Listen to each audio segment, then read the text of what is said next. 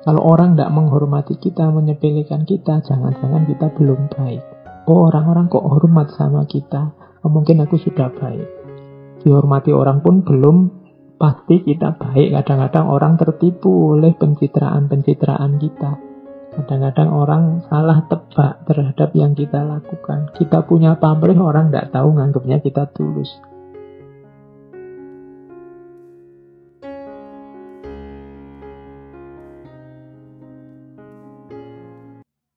Mengapa engkau membantu orang lain? Ya karena membantu orang lain itu baik. Kalau masih ada pamrih-pamrih, saya bantu orang lain itu Pak, biar dapat imbalan, penghormatan, biar dapat imbalan nama baik, atau biar nanti pahalanya dikali lipatkan. Kalau masih ada pamrih-pamrih di luar kebaikan itu sendiri, berarti kita masih namanya belum tulus, belum baik yang sejati. Maka jadilah orang baik yang sejati, melakukan kebaikan ya hanya karena itu baik. Mengapa engkau sedekah bantu orang lain? Ya karena sedekah itu baik, Pak. Jawabannya cuma itu saja, titik. Tidak ada tujuan lebih jauh, tidak ada target lebih jauh. Berarti kita orang baik. Jadi orang baik itu orang yang melakukan kebaikan karena itu memang baik. Dan yang seperti ini nanti katanya Aristoteles, inilah nanti jalannya kebahagiaan. Orang lega, orang puas, karena kebaikannya tuntas. Jadi kalau sudah tuntas itu kan tidak bisa diotak-atik, tidak bisa diganggu-gugat lagi. Isyarat bagi para pemimpin dan calon pemimpin, pertama-tama harus membangun karakternya. Harus jadi orang baik dulu. Yaitu orang yang melakukan kebaikan karena itu baik. Bukan karena syarat-syarat apa atau karena tujuan-tujuan apa. Oke, kita lanjutkan. Ini uraian kelanjutannya kalau ada yang tanya. Mengapa kok kebaikan? Mengapa bukan kesenangan? Mengapa kesenangan tidak disebut, tidak dianggap jalan kebahagiaan? Kalau dijawab versinya Aristoteles ya, karena kebaikan yang sejati itu harus menunjukkan ciri bahwa itu manusia. Jadi kebaikan itu karakter yang hanya dimiliki oleh manusia. Kalau kesenangan ini bukan ciri khasnya manusia. Kenapa? Karena binatang juga nyari senengnya, nyari enaknya, nyari nyamannya hidup saja. Jadi kalau berhenti di kesenangan, belum bahagia karena belum karakter manusia. Kalau kebahagiaan itu karakternya manusia. Kalau hanya kesenangan, binatang juga begitu. Jadi jawabannya itu, kalau ada yang tanya mengapa kok kesenangan tidak merupakan puncaknya kebahagiaan, tapi kebaikan. Mungkin ada yang tanya lagi yang kedua, kenapa kok bukan kehormatan? Kenapa kok kebaikan, kok tidak kehormatan? Jawabannya Aristoteles ya, kehormatan itu apa sih? Kehormatan itu kan apa yang dipikirkan orang tentang kita. Kemudian orang menilai kita tinggi, menilai kita bagus, menilai kita baik, kan itu. Orang yang mencari kehormatan itu kan sama dengan orang yang mencari pengakuan. Orang yang mencari keyakinan diri bahwa mereka ini baik. Aku ini sebenarnya baik apa enggak sih? Terus dia melacak. Menurut orang-orang aku sudah baik apa belum? Ini kalau bahasa lainnya kan mencari kehormatan. Mengejar kehormatan. Oh belum, saya harus melakukan yang baik lagi dan seterusnya. Berarti kehormatan ini belum puncak. Puncaknya adalah kebaikan. Oh alhamdulillah ternyata memang aku dianggap baik oleh orang lain. Makanya aku dihormati. Loh, berarti intinya kan di kebaikan, bukan di kehormatan. Kehormatan itu hanya salah satu cara kita untuk tahu bahwa kita ini memang sudah benar-benar baik. Kalau orang tidak menghormati kita, menyepelekan kita, jangan-jangan kita belum baik. Oh, orang-orang kok hormat sama kita, oh, mungkin aku sudah baik. Dihormati orang pun belum pasti kita baik. Kadang-kadang orang tertipu oleh pencitraan-pencitraan kita. Kadang-kadang orang salah tebak terhadap yang kita lakukan. Kita punya pamrih, orang tidak tahu, nganggapnya kita tulus. Tapi kita tetap dihormati. Berarti memang kehormatan ini bukan puncaknya. Jadi kehormatan itu hanya salah satu jalan yang bisa menunjukkan kita sudah baik apa belum. Berarti dia bukan kebahagiaan yang hakiki, yang sejati. Yang sejatinya tetap ada di kebaikan. Kenapa bukan kekayaan juga, Pak? Apalagi kekayaan. Kekayaan juga harusnya bukan tujuan puncak. Kita mengejar kekayaan itu kan hakikatnya untuk memenuhi kebutuhan hidup kita. Kalau ada orang kekayaan untuk kekayaan, ini sebenarnya orang yang tidak pinter. Wong kita nyari uang, nyari kebutuhan hidup, itu kan untuk memenuhi apa yang kita inginkan. Makanya kalau kekayaan itu hanya dikumpulkan, itu sebenarnya logika yang keliru. Wong kekayaan itu untuk memenuhi hidup. Maka hidup yang utama itu kan bukan hidup yang surplus berlebihan hal harta benda untuk kehidupan kita. Tapi kalau pas kita butuh dia ada. Maka ada yang bilang orang kaya itu sebenarnya orang yang merasa cukup. Jadi bukan orang yang banyak harta. Kalau banyak harta tapi tidak merasa cukup, ya tidak kaya. Atau hartanya hanya ditumpuk saja, tidak digunakan sesuai perannya. Harta itu kan untuk memenuhi kebutuhan. Untuk memenuhi kebutuhan.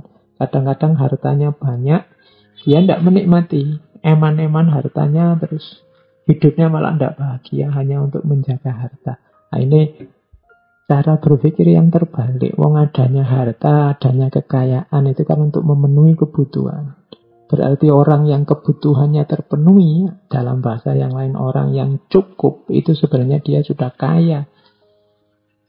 Tidak harus numpuk harta berlebih. Buat apa harta? Ya harta untuk memenuhi kebutuhan. Lah terus ngapain harta itu ditumpuk-tumpuk saja? Ya nikmatilah untuk memenuhi kebutuhanmu. Jangan dibalik, karena ada orang yang kita sebut budaknya harta. Hartanya ditumpuk, tapi hidupnya susah. Mending hartanya pas-pasan, tapi juga pas dan cukup untuk memenuhi kebutuhan hidupnya. Hidupnya apa? Ya kebahagiaan tadi. Jadi harta ternyata juga belum final, karena dia hanya melayani hidup manusia. Berarti dia belum kebahagiaan yang sejati. Maka memang bahagia yang sejati itu ada dalam kebaikan. Itulah virtu etiknya Aristoteles. Seorang pemimpin berarti harus mampu pertama-tama menjadi orang yang baik. Kalau dia jadi orang yang baik, pastinya dia akan bahagia. Kalau dia sudah bahagia, maka dia punya peluang untuk membahagiakan yang lain. Kalau dia sendiri belum bahagia, dia sendiri masih banyak hal yang harus dikejar dan diselesaikan dan dibereskan, ya agak susah. Kalau dia ingin membahagiakan orang lain, membereskan hidupnya orang lain. Oke, jadi dasarnya dari situ nanti. Untuk membangun konsep pemimpin yang baik. Nah, selanjutnya. Bagaimana cara kita membentuk orang jadi baik? Bagaimana cara melahirkan orang baik?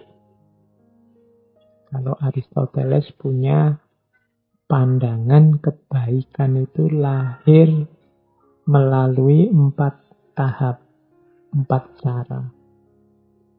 Yang pertama, imitasi. Yang kedua, internalisasi. Yang ketiga, aksi. Yang keempat, habit. Imitasi ini berarti tahap paling awal, paling mudah, yaitu niru-niru. Kita dulu waktu kecil niru bapak ke masjid. Niru bapak bantu orang lain, tetangga ikut kerja bakti. Niru bapak, itu niru. Atau kalau nggak niru bapak, ya niru ibu. Atau niru guru. Atau niru tetangga. Atau niru idola yang kita pahami. Ini level imitasi. Masih niru. Kalau niru ini masih hanya ikut-ikutan. Belum mengerti arahnya kemana, alasannya apa, tujuannya kemana, hakikat perbuatannya seperti apa, wong hanya niru.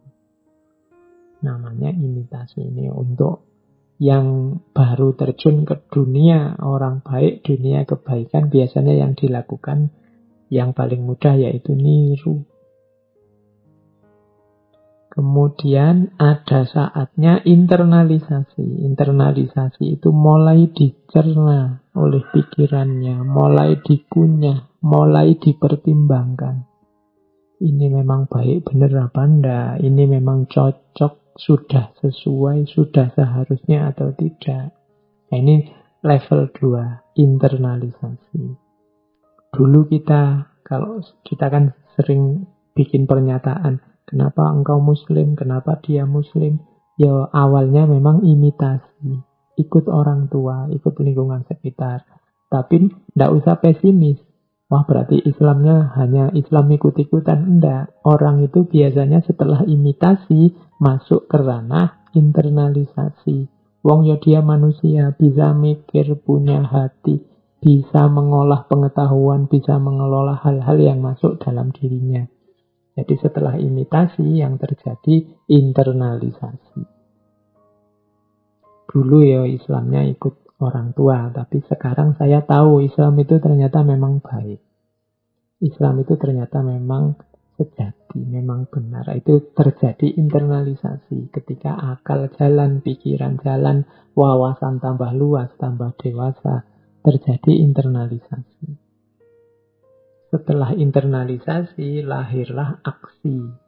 Yang beneran ini aksi versiku. Kalau tadi masih imitasi, masih niru-niru, sekarang aksinya sudah tindakanku sendiri. Hasil karyaku sendiri. Dengan pertimbanganku sendiri. Ini namanya aksi. Dulu sholat hanya ikut bapak ke masjid. Sekarang berangkat sendiri ke masjid karena sudah tahu kalau masjid itu baik. Ini sekarang lahir aksi. Aksi ini kalau diulang-ulang terus akan jadi habit. Kalau sudah jadi habit, inilah namanya karakter, mendarah daging. Kalau aksinya tadi kebaikan, lahirlah habit kebaikan dalam dirinya, karakter kebaikan dalam dirinya. Lahirlah orang baik. Berarti orang baik itu adalah orang yang habitnya kebaikan. Orang yang karakternya adalah kebaikan. Jadi lahirnya orang baik itu kapan? Ternyata tidak ketika dia melakukan kebaikan, tapi ketika kebaikan ini jadi habit.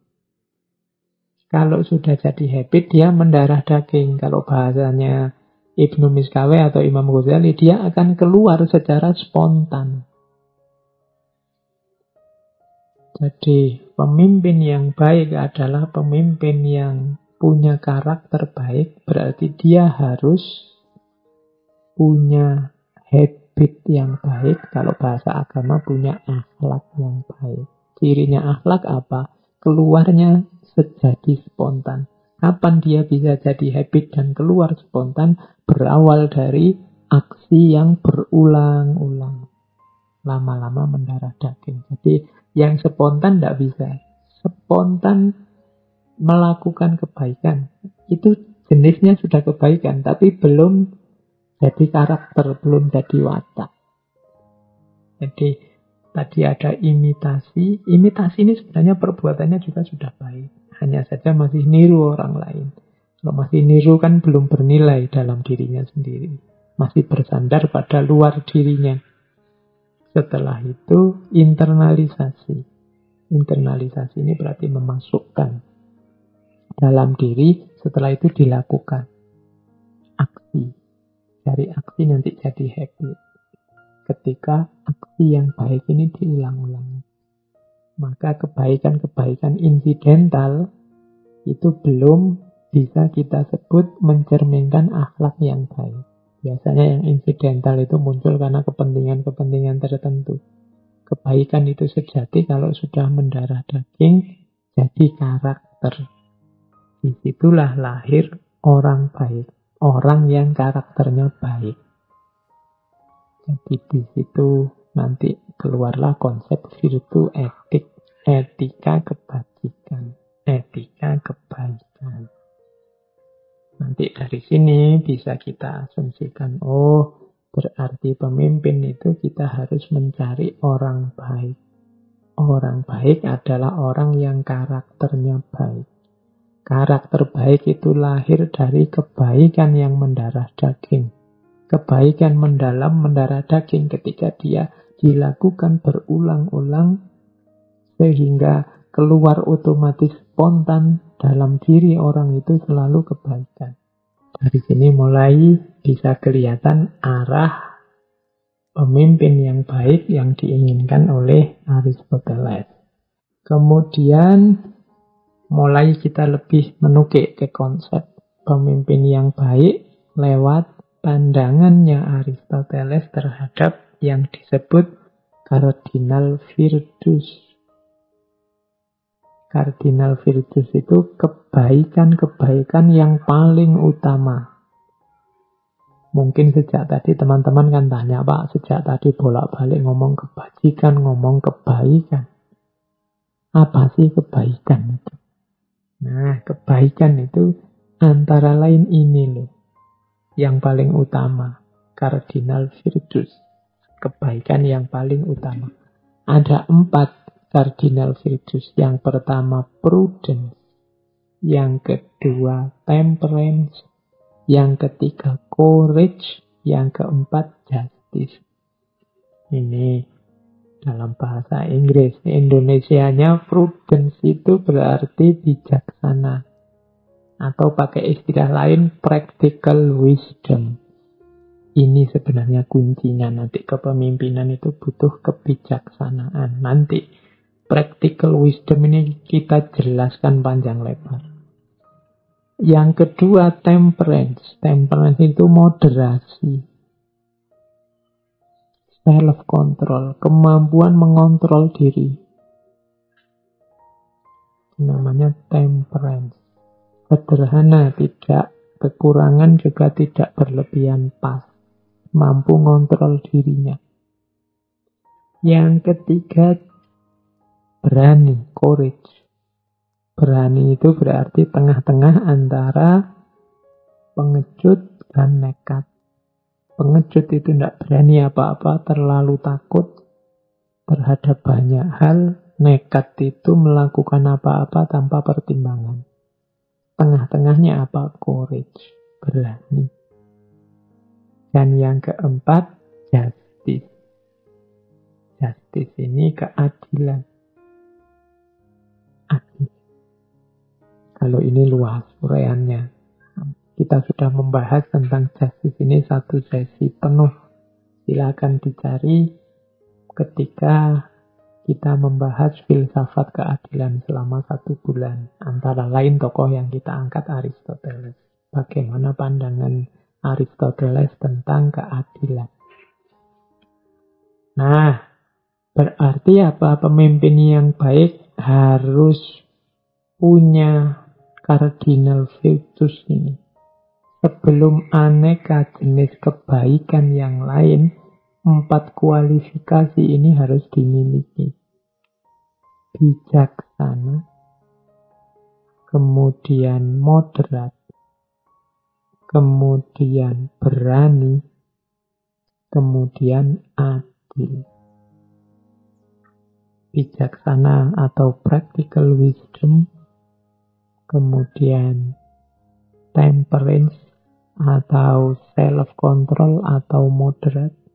Jadi hidup yang pas takarannya, tidak kurang dan tidak lebih, itu temperance. Kemudian courage, berani, dan justice, adil. Kita lanjutkan. Dari 4 ini, kunci yang sering disebut orang sebagai kunci leadership adalah practical wisdom atau phronesis. Jadi Aristoteles ini punya pandangan wisdom itu ada 2. Yang pertama theoretical wisdom, yang kedua practical wisdom. Yang theoretical wisdom kita kenal sebagai Sophia. Yang itu nanti lahirnya filsafat itu kan karena cinta pada Sophia, love of wisdom. Ini masih teoritis, theoretical wisdom. Makanya filsafat itu kan banyak bermain di ranah teoritis. Berpikir, bernalar, berlogika, dan lain sejenis itu. Itu namanya theoretical wisdom atau Sophia.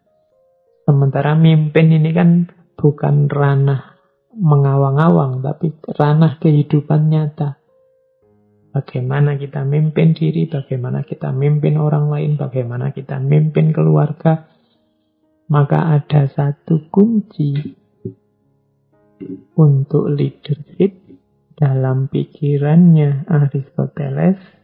Kuncinya adalah practical wisdom.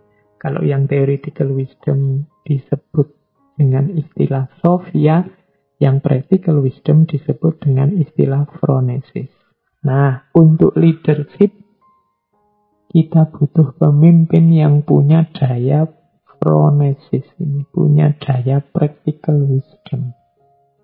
Apa sih phronesis itu? Ringkesnya phronesis itu adalah kemampuan untuk melakukan sesuatu yang benar, yang tepat, kemudian yang berdasar, atau kalau pakai bahasa Inggris, the ability to do the right thing at the right time for the right reason. Seorang yang punya kemampuan phronesis itu mampu melakukan sesuatu yang benar di waktu yang juga benar dengan alasan yang juga benar. Itulah phronesis. Jadi yang kita lakukan ini benar, dilakukannya juga pas di waktu yang tepat, kemudian alasan dilakukannya juga jelas dan benar. Nah, ini phronesis. Orang yang punya daya phronesis ini keputusannya mesti di waktu yang tepat. Dan itu pun alasannya juga tepat. Tidak sekedar diputuskan, tidak sekedar dilakukan, tapi pasti yang dilakukan itu baik, waktunya tepat, alasannya juga jelas. The ability to do the right thing at the right time for the right reason. Pertama-tama seorang leader harus punya kekuatan practical wisdom atau phronesis ini.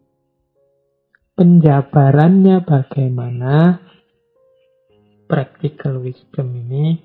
Oke, sekarang kita lihat bagaimana menjabarkan practical wisdom.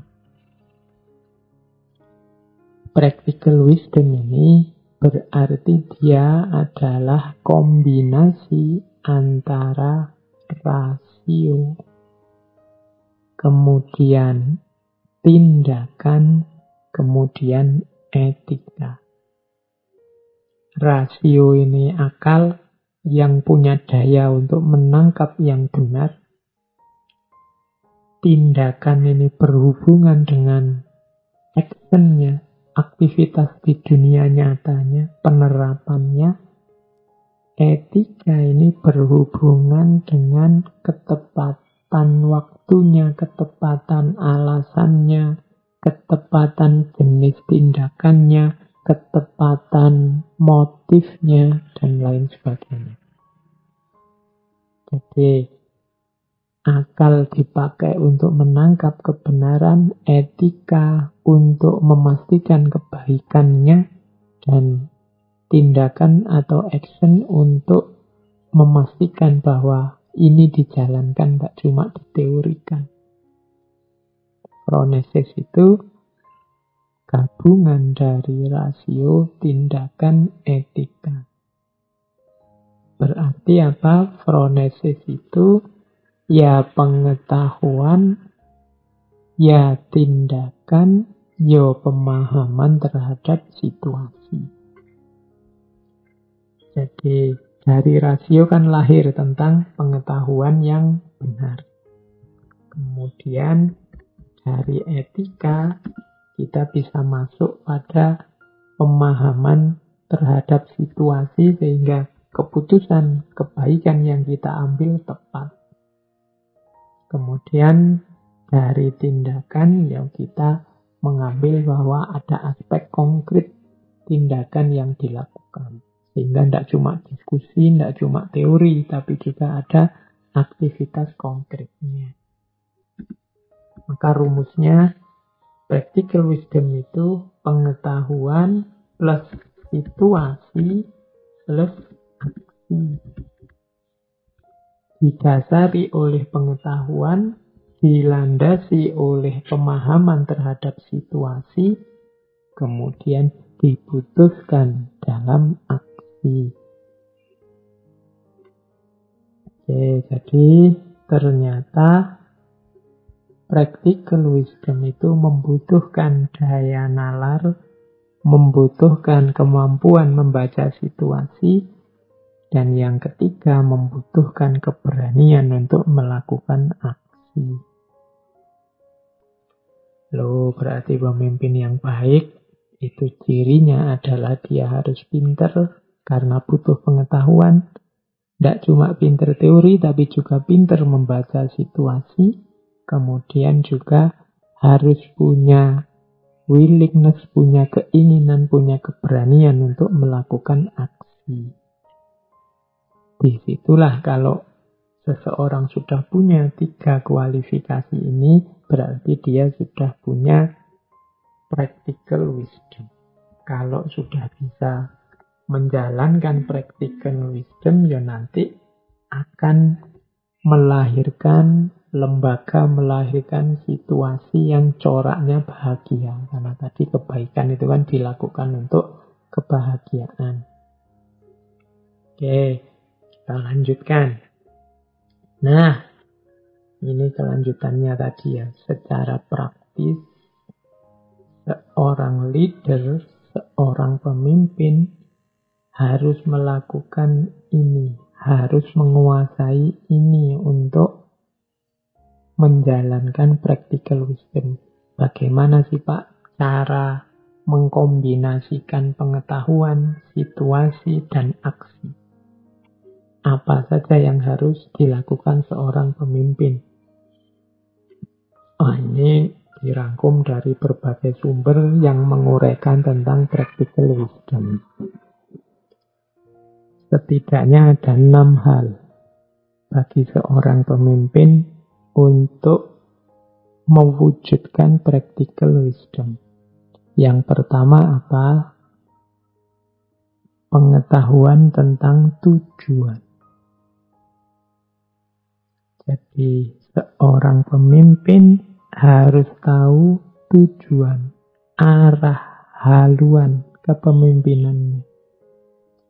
Mimpin warga, mimpin rakyat, mimpin kelas, mimpin rumah tangga, bahkan mimpin dirimu sendiri, kunci pertama tetap tujuannya kemana harus jelas. Mau dibawa kemana sih ini? Nah, itu harus jelas. Kalau ini tidak bisa dijawab, ya kita tidak bisa kemana-mana. Orang bisa bilang, wah, sekarang lembaga kita sudah maju. Ini kan istilah umum, sudah maju itu. Maju itu maksudnya apa? Maju itu berarti semakin dekat ke tujuan yang diinginkan. Itu namanya maju. Cuma kan kita kadang-kadang pakai istilah maju ini ya. Yang penting misalnya, lembaga ini ternyata profitnya, untungnya tambah banyak. Lembaga ini pengikutnya tambah banyak. Terus kadang-kadang kita sebut secara serampangan yang seperti itu sudah maju. Tidak apa-apa, pengikutnya tambah banyak, profitnya tambah banyak. Kalau memang dua ini tujuannya, ya memang berarti sudah semakin maju. Tapi untuk bisa menyebut maju, itu ya yang pertama-tama harus tahu tujuannya. Tidak bisa seorang pemimpin itu disebut pemimpin yang sukses kalau dia tidak punya tujuan. Bapak mimpin lembaga ini, arahnya kemana sih? Malah ya jalan sajalah seperti biasa, kan sudah ada aturannya. Yang susah dia untuk jadi pemimpin yang sukses. Kenapa? Tidak tahu tujuannya kemana. Ibaratnya sopir, ya sebagus apapun mobilnya, kalau tidak jelas mobil itu mau dibawa kemana, ya akhirnya cuma muter-muter tidak jelas, menghasilkan bensin, menghabiskan bensin saja. Jadi yang pertama-tama syarat practical wisdom bagi seorang pemimpin adalah tahu tujuannya mau kemana. Oke, yang kedua, untuk syarat practical wisdom adalah dasarnya harus kebenaran. Maka seorang pemimpin harus luas pengetahuannya, luas wawasannya. Biar dia tahu mana yang benar, mana yang baik, mana yang indah. Kalau seorang pemimpin tidak punya referensi-referensi tentang kebenaran, tentang kebaikan, tentang keindahan, ya yang dia hasilkan pastinya juga akan jauh dari kebenaran, kebaikan, dan keindahan. Maka pemimpin harus mau selalu memperkaya diri dengan kebenaran, dengan kebaikan, dengan keindahan. Harus mau mengejar tiga ini. Tanpa tiga ini ya nanti susah untuk sampai pada tujuan. Atau seandainya sampai pada tujuan berarti dicapai secara jauh dari kebenaran, jauh dari kebaikan, jauh dari keindahan. Bisa jadi tujuannya tercapai tapi efek akibat dari ketercapaian tujuan itu tidak seperti yang dibayangkan. Karena prosesnya menyalahi prinsip kebenaran, menyalahi prinsip kebaikan, menyalahi prinsip keindahan. Maka pemimpin harus selalu siap untuk mengejar kebenaran. Selain tadi mengetahui tujuan. Oke, yang ketiga. Yang ketiga ini pemimpin harus mampu membaca situasi. Harus paham lapangannya. Harus ingat bahwa kehidupan manusia ini plural, macam-macam, dinamis, berubah-ubah, progresif, berkembang. Maka tidak bisa kadang-kadang keputusan lama tiba-tiba dipakai juga hari ini. Karena hari ini situasi sudah berubah. Harus pintar membaca situasi. Situasi politik, situasi sosial, situasi budaya. Bahkan situasi psikologis orang-orang yang dipimpinnya. Bahkan situasi dirinya sendiri sebagai seorang pemimpin. Ini jalan yang ketiga untuk melahirkan practical wisdom. Paham situasi. Situasi dirinya, situasi yang dipimpinnya. Baik dalam aspek psikologi, sosial, budaya, politiknya. Seorang pemimpin untuk melahirkan practical wisdom harus mau dan siap belajar dari pengalaman. Ini sebenarnya aspek korektifnya. Jangan sampai seorang pemimpin jatuh 2 kali atau berkali-kali di lubang yang sama. Berarti mengulang-ulang kesalahan yang sama. Itu namanya tidak belajar dari pengalaman. Salah memutuskan itu wajar. Keliru menetapkan wajar. Tapi kalau salah yang sama, keliru yang sama diulang-ulang berarti tidak belajar dari pengalaman. Sebagaimana setiap orang dituntut untuk setiap hari lebih baik, lebih baik, lebih baik. Pemimpin juga begitu. Dia harus tambah baik, tambah baik. Yang kemarin keliru, sekarang sudah baik. Besok lebih baik lagi. Besoknya lebih baik lagi. Tapi yang tidak belajar pengalaman, kemarin keliru, sekarang keliru lagi. Besok keliru lagi. Nah, ini berarti pemimpin yang tidak punya practical wisdom. Tidak punya kebijaksanaan praktis. Itu yang keempat. Tentang ciri pemimpin yang bisa melahirkan practical wisdom. Yang kelima, kalau ini dalam bahasa Inggrisnya, mampu bermain devil advocate dan mengambil keputusan yang sesuai. Ini sebenarnya istilahnya agak ngeri, agak trik. Tapi maksudnya begini. Pemimpin yang baik itu pemimpin yang mampu menawarkan banyak alternatif-alternatif kebaikan yang mungkin dilakukan. Jadi pemimpin yang baik itu kalau ada masalah, dia bisa, masalah ini bisa selesai dengan cara A, bisa selesai dengan cara B, bisa selesai dengan cara C. Nah, itu biasanya ada namanya devil advocate. Devil advocate itu mancing orang untuk gimana kalau A saja. Kira-kira gimana? Kalau B gimana? Kalau C gimana? Terus orang saling diskusi, saling debat.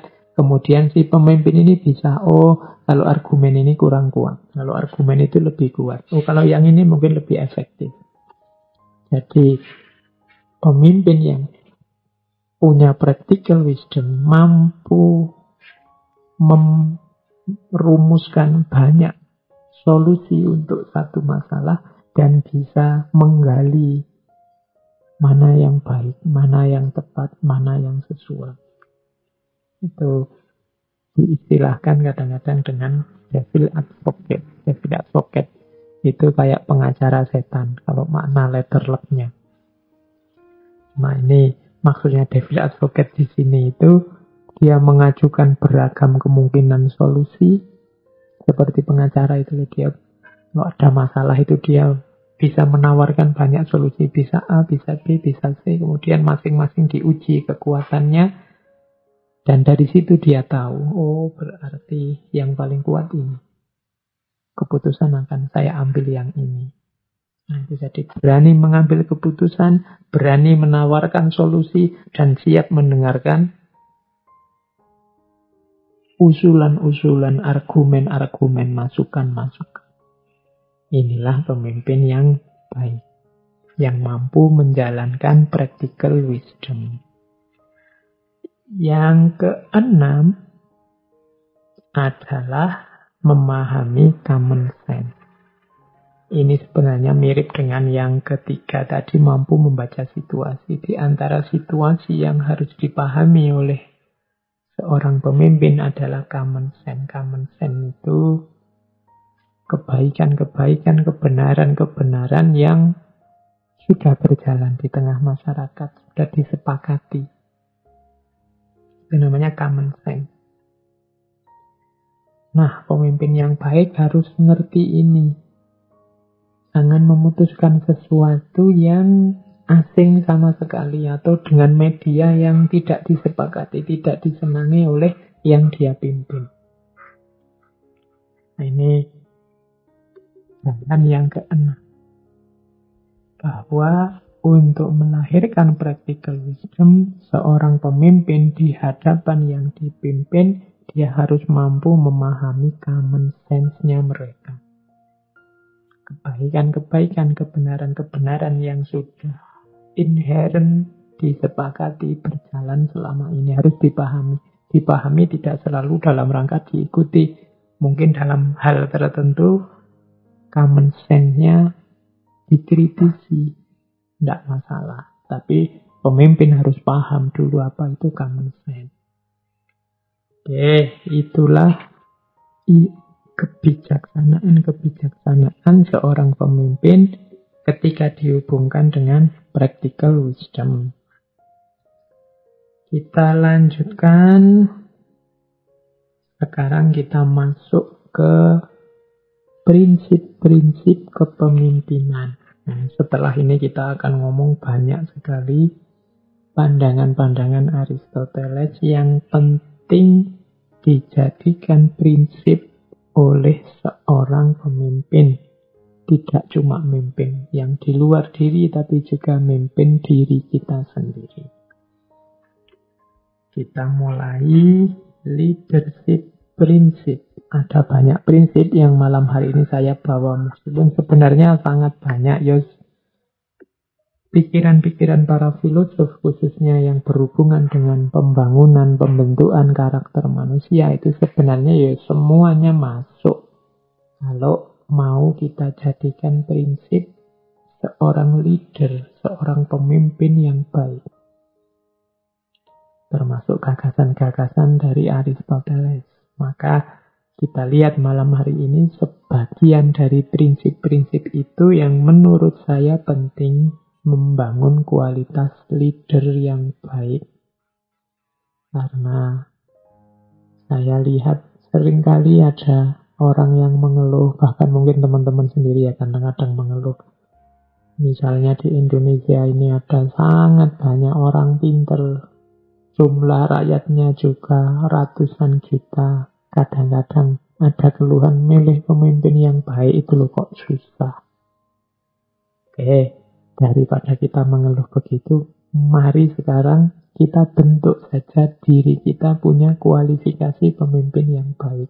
Paling tidak, pemimpin yang baik untuk diri kita sendiri. Atau kalau ada di sini yang guru, mungkin dosen, mungkin ustadz, atau anak-anak muda yang punya gairah untuk masa depan yang cemerlang, maka prinsip-prinsip ini penting untuk kita pahami dalam rangka membangun diri kita sebagai seorang leader yang baik.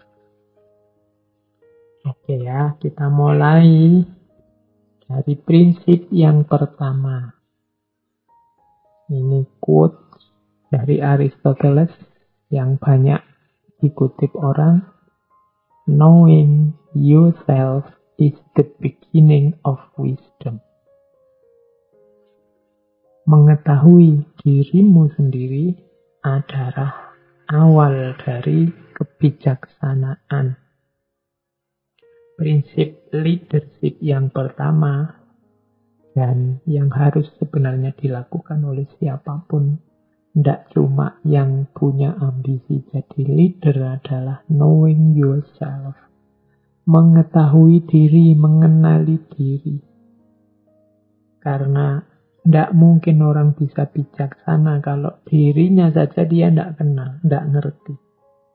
Knowing yourself is the beginning of wisdom. Kalau kita kenal diri kita, manfaat paling dekat. Kalau manfaat jauhnya kan kemarin, man arofa nafsahu faqad arofa rabbahu. Ini manfaat jauhnya kalau kita kenal sangat dalam dengan diri kita, pada akhirnya kita bisa mengenali keberadaan Tuhan. Tapi yang paling dekat adalah kalau kita kenal diri kita sendiri, kita akan mampu untuk bersikap bijaksana. Khususnya terhadap diri kita sendiri juga. Kalau teman-teman mengenali diri misalnya gini, oh aku ini orangnya sensitif, aku ini orangnya baperan. Tidak bisa ada orang ngomong jelek sedikit saja tentang aku, wah darahku naik, mataku merah. Itu kan kenal. Oleh karena itu, cobalah aku tidak terlalu banyak terlibat di forum-forum yang isinya saling celah, saling kritik. Tidak kuat aku itu, mudah panas. Oh ini kan kamu jadi bijaksana. Kenapa kamu bisa bijaksana seperti ini? Karena tadi kamu ngerti dirimu. Aku ini mudah tersinggung, aku ini mudah marah. Berarti terus dia mengambil kebijaksanaan untuk menjauh dari hal-hal yang mungkin membuatnya tersinggung. Nah ini prinsip pertama seorang pemimpin. Dia harus kenal dirinya sendiri. Oh aku ini lemah, mudah dihasut, mudah diprovokasi. Berarti caranya begini, aku akan nyari orang yang baik-baik saja, yang aku percaya bahwa dia tidak akan punya motif jelek terhadap diriku. Inilah nanti yang akan aku jadikan pembantu-pembantuku. Karena aku ini orangnya mudah diprovokasi. Nanti kalau yang diangkat orang yang tidak cocok, tidak pas, wah mesti aku nanti kena provokasi. Nah ini kebijakan ini diambil. Kenapa? Karena tahu siapa aku. Atau, oh enggak, aku ini orangnya kuat. Aku ini enggak mudah dipengaruhi, keputusanku tegas. Jadi kalau aku bilang A, ya A, B, ya B. Karena aku modelnya semacam ini, enggak apa-apa lah aku nyari pembantu-pembantu yang pinter-pinter. Meskipun yang pinter ini mungkin ada yang curang, ada yang culas. Aku bisa mendeteksi kok, aku kuat. Nah itu, karena kenapa dia bisa begini? Karena dia tahu dirinya. Maka knowing yourself is the beginning of wisdom. Kenali diri. Sebenarnya ya mengenali diri tidak nunggu kalian jadi pemimpin. Pemimpin tidak pemimpin, kalau ingin hidupmu beres ya harus knowing yourself. Mengenali diri. Gnosis author. Kenali dirimu. Katanya Socrates begitu. Prinsip pertama ya teman-teman. Para calon pemimpin harus mau muhasabah, harus mau belajar. Pertama-tama belajar tentang dirinya sendiri. Siapa aku? Apa ciriku? Mana kelemahan, di mana kelebihanku?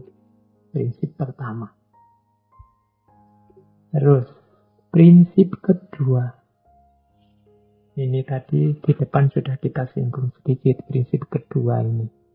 We are what we repeatedly do. Excellence then is not an act, but a habit. Diri kita ini adalah apa yang kita lakukan berulang-ulang. Kesempurnaan oleh karena itu bukanlah sejenis tindakan, tapi satu kebiasaan. Ini di depan tadi sudah kita jelaskan. Kalau ingin jadi pemimpin yang baik, bentuklah karakter diri atau habit kita jadi orang yang baik. Berarti siapa kita itu tergantung habit. Dan apa itu habit? Habit adalah apa yang kita lakukan berulang-ulang. Maka katanya Aristoteles, we are what we repeatedly do. Kita itu apa yang kita lakukan berulang-ulang. Jadi kesempurnaan itu bukan pas kita melakukan apa, tapi apa yang kita lakukan berulang-ulang. Yang istiqomah ngaji, berarti kan ngaji yang berulang-ulang. Itu akan jadi habit kita. Karena ngaji itu baik, berarti kita sedang membentuk diri jadi orang baik. Yang istiqomah sholat malam. Nah, ini berarti dia melakukan sholat malam secara kontinu, berulang-ulang. Karena sholat malam ini kebaikan, berarti apa? Dia sedang membentuk dirinya, dan dirinya akan terbentuk jadi orang baik. Nah, mulai sekarang ayo teman-teman dimuhasabahi dirinya. Ada ndak kebaikan yang kita istiqomahkan? Itulah dia yang nanti akan jadi kunci karakter kita. Dia akan jadi habit.